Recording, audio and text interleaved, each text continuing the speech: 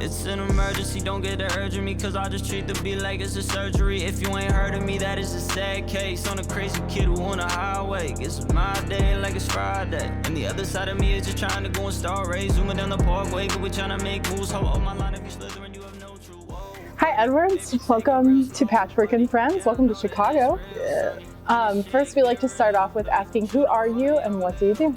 So, of course, I'm Edwrds. That's without the A. Edwrds. I'm a music artist from Long Island, New York. You know, the main thing I really do is just create art, and I want to share it with, whoever I can. I think there's a beauty in showing what you're passionate about. I think it's motivational. What I'm passionate about has, allowed me to overcome a lot of obstacles. Yeah, like I'm a big advocate for mental health, so I'm really just making music and trying to show people that it's okay to have feelings, okay to have emotions. So yeah, that's Love what it. I do. Awesome. Can you describe your life in one sentence? In one sentence. Ups and downs. I think that's a very simple way to put it. And I think there's a beauty in that contrast of up and down, because experiencing those lows really allows you to, really feel the highs and feel like how happy you can be and how bright you can shine. Yeah. Awesome. So you said you're from Long Island. Have you lived there your whole life? And can you tell us what your childhood was like? I have lived there my whole life. I have traveled a lot, thankfully. My parents, they made it a big task to get out there and see the world. I think that's something that really drives me as well. I've been able to meet so many different people, like, over the years growing up, that it really allowed me to, just have a different perspective than what I would have had if I was just secluded in my hometown. But my childhood was fun. It was full of love. But once I started getting into high school and growing up, that's when stuff like anxiety and depression came into play. And I had my battles. But thankfully, I had a group of people around me that loved me and supported me through it. So I'm very thankful for them and thankful for music because, music growing up really allowed me to, grow as a person as well. Yeah. Yeah, that's a great segue for our next question, Awesome. Which is, what got you into creating music? So actually, I started dancing when I was like 3 years old. I saw my sister in the dance class and was like, I want to do that. And over the years, it really, built this love for sound and love for music. And, although I love dancing, I had this dream of like, what if I could be that person I hear on the speakers making everybody dance and have a good time? Like, there's so much happiness in the room. There's so much soul, life. So basically from that, I kind of just really tried to learn and become this artist, just late night studio sessions with friends, kind of just throwing stuff at a wall, trying to figure out what works. And it's somehow got me here. It's crazy. That's awesome. Yeah. How would you describe your music in terms of your genre, your vibe? Yeah, I feel like genres are, cool to have, but I think the way music's progressing and where it's going, I think it's hard to really be in a genre for me. I like to, paint with all the different colors. I like to have fun and make a song about, going out and, forgetting about everything, having no care.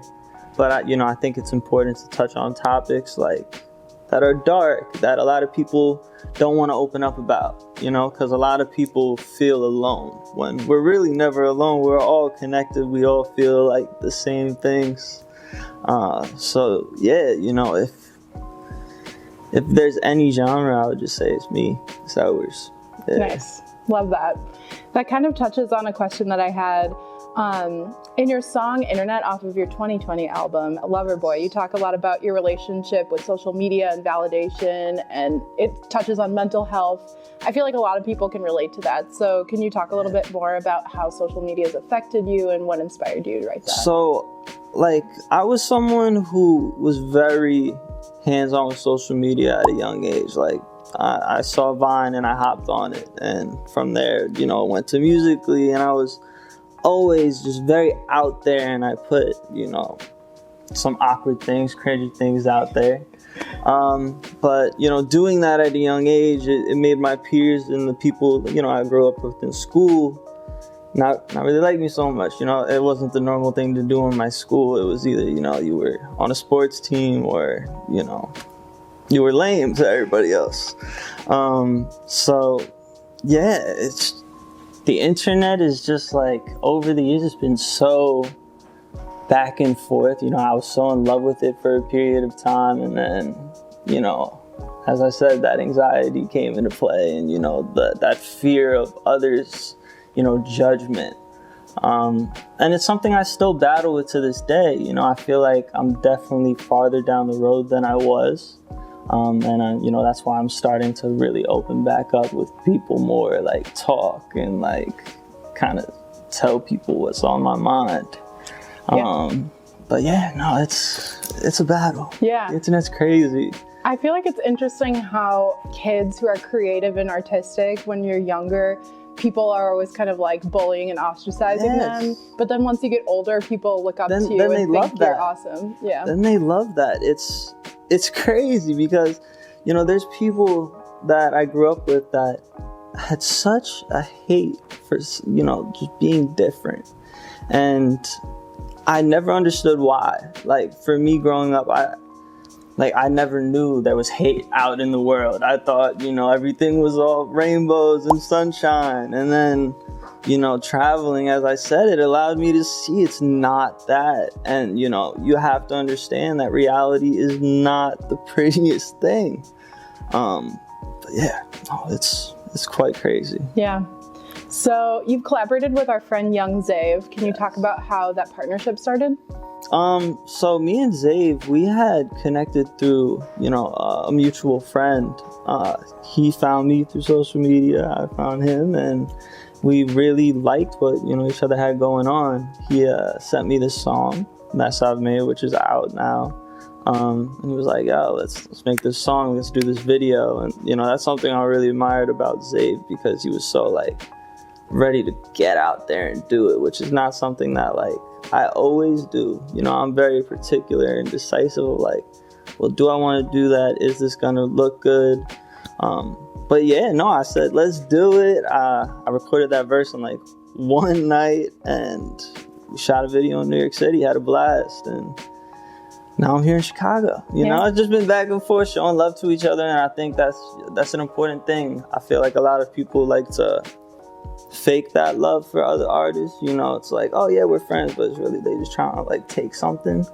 But I feel like, you know, Zave is really a real one, and yeah, he's cool. Yeah, it's great to have partnerships like that and people in the music industry that you can lean on and count on. Yeah. In your latest album, Whatever Happens, it came out August of this year. Yeah. Tell us about the recording process. So that was like, unlike Loverboy was very precise. It had a story. It had this big plan. Whatever Happens was very, whatever happens. That's literally why I picked the name. I was going on tour for the Boys of Summer tour, and I was about to be, you know, performing in front of the biggest crowds that like I had ever performed in front of. So for me, it was like, I really need to, you know, pick my best songs, whether it was something that I made months ago, whether it was something that I recently made. I was like, I need to just look for what's feeling right. And I picked like 6-7 songs that felt right to me.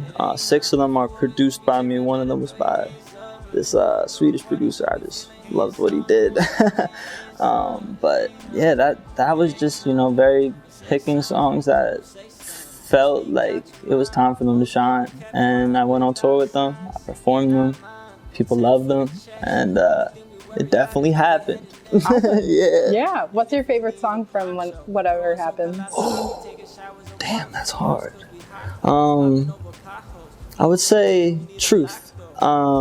Truth is a very honest song, obviously. And it's just very explosive. You know, it just makes me want to win big. But if I had to pick another one, I would say probably Wrong. I think it's very personal. Yeah. I like that one too. Yeah, It's thank probably you. my favorite on that one. Thank you. You talked a little bit about Loverboy, but you have another album, Water Volume 1. Mm-hmm. How would you compare the process of each of those three and your progression and the differences between recording and writing those albums? So, Water Volume 1 was a collaboration with one of my best friends back home, Ghost. And that was definitely like the earliest of those three albums. And that was very like a friendship. It was just a direct, relation to our friendship. We didn't know each other for very long. It was like we met and just had this brotherhood. And from that, we built this thing called Water, where, it's like we say that to each other. It's like an understanding. And so that was kind of just getting messy. I didn't really understand production. It was like my first time really trying to produce music. And then Loverboy, that was like, everything went so fast forward because I was in a deal with Deco Entertainment, which is connected with Warner Music, and it was just we're gonna get CDs all over the world, we're gonna make merch, we're gonna do this, and it was like, what's going on? Like, it was so fast, and I don't think I was really able to swim.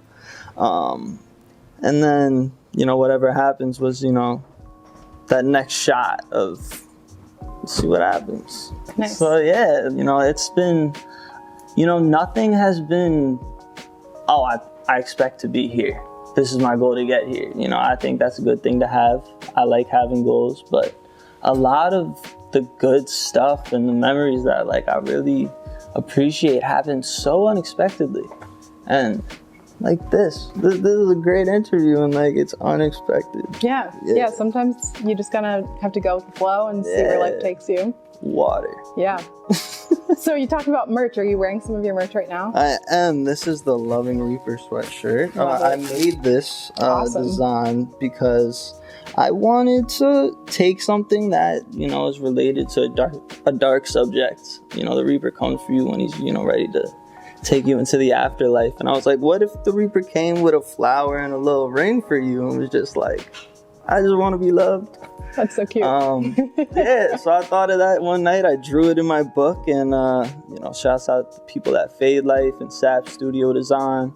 They brought my design to life, and I love it. Very comfy, and they're available on my website. So Shameless plug. yeah, little plug right there.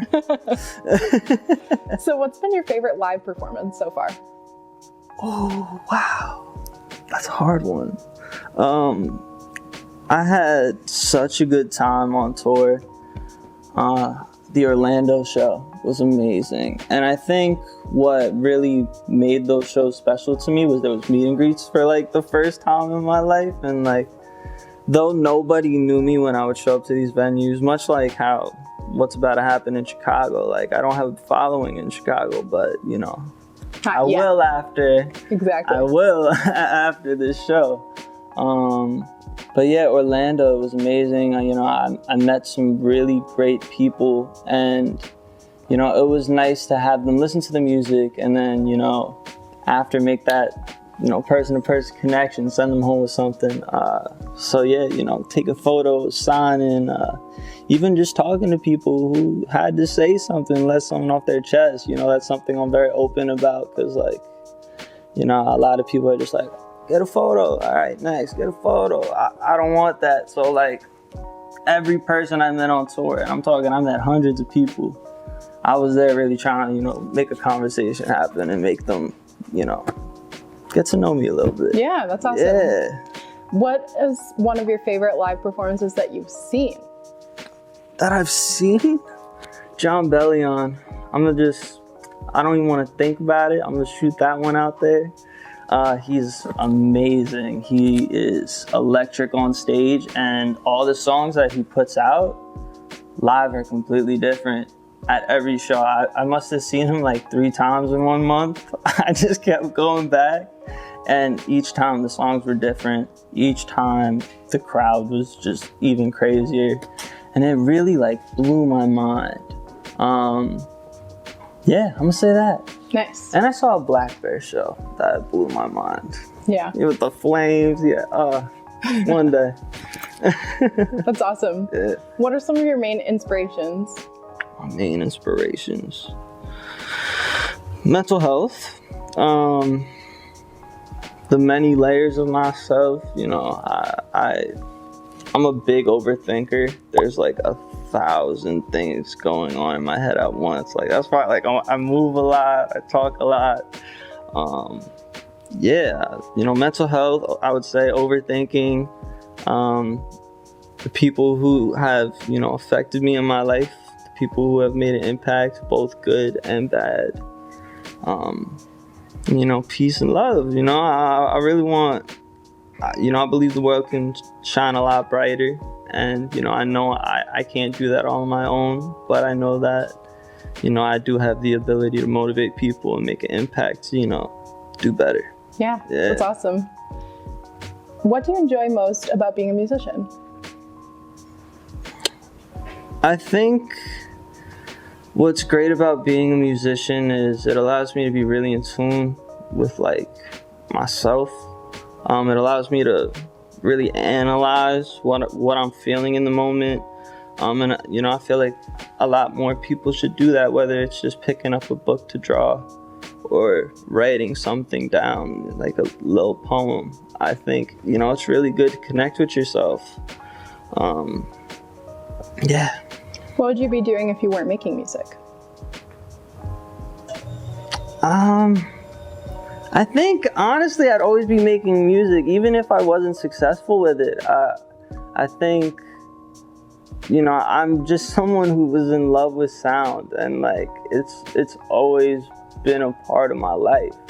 So, you know, even if I wasn't traveling and performing and doing stuff like this, I think I'd still be in my room, like making music, having a good time. Nice. It's a true calling then. Mm-hmm. It really is. We like to do this or that questions. Are you ready for it?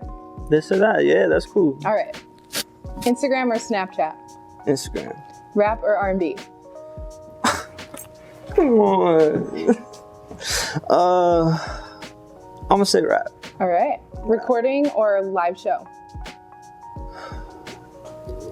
Recording. Phone call or text? Phone call. Nice. Old school. Need a phone call. Yeah. Android or iPhone? iPhone, Apple. Beach getaway or exploring the mountains? Oh, damn. See, I'm from the beach. Like, I'm on Long Island. So I'm gonna say explore the mountains because I want to see more. Like, you know? Yeah. Yeah. And how about Spotify or Apple Music? I'm an Apple head. I'm on Apple Music. Nice. What constitutes a perfect day for you? I'm alive, you know? Simple as that. Nice. That's all it takes. Doesn't have to be too complicated. Yeah. What's your most treasured memory in life? It doesn't have to be music related. Most treasured memory in life. I want this to be the right answer.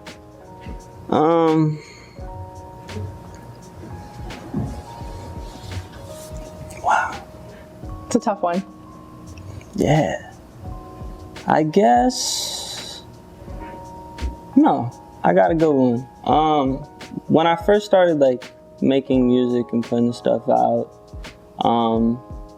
you know, I was very experimental, making a ton of different songs, and I made this one song called Never the Answer, which was about like how like you shouldn't take your life. It was like a message to a friend of like an old friend of mine who did. But you know, I got a message from this lady who was, you know, way older than me, who lived somewhere like central of the United States. And she was like, your song saved my life. And like, that shit blew my mind, because I was like, the power of music, man. Like at the time I felt like a nobody as an artist, and like when I heard that like blew my mind. Yeah. And it really just made me keep going with it. So yeah. That's awesome. Yeah, and I'm glad that she reached out to you too, because sometimes you make an impact and you'll never know because people won't tell you how much impact you made on them. Yeah. What's something significant that you've learned this year? Things take time. Things take time. I like that. Yeah. And what's a message that you'd like to give to your fans? I would say it's okay to not be okay. Love that. Yeah. Tattooed right on you. Exactly. So what's next for Edwrds? Next for me is, after the Chicago show that I'm gonna do at Reggie's, I'm gonna head out to Cali for a little bit, take some time to really just, create and, get my battery recharged. And then after that, I'll be traveling more, doing some songwriting, really developing what Edwrds is, and taking it to like whatever is the next level. So yeah, it's just Godspeed, only up. Awesome. Yeah. Lastly, where can our friends find you on social media? Yeah, you can find me at social media at Edwrds Aspect. So that's EDWRDSASPECT. I know aspect's a big word, but yeah, I like it. It's the way you view or feel about something. So yeah. Awesome. See my aspect. Yeah. Thanks for coming. It was great talking to you. Thank you so much for having me. This was really fun. Yeah. Yeah.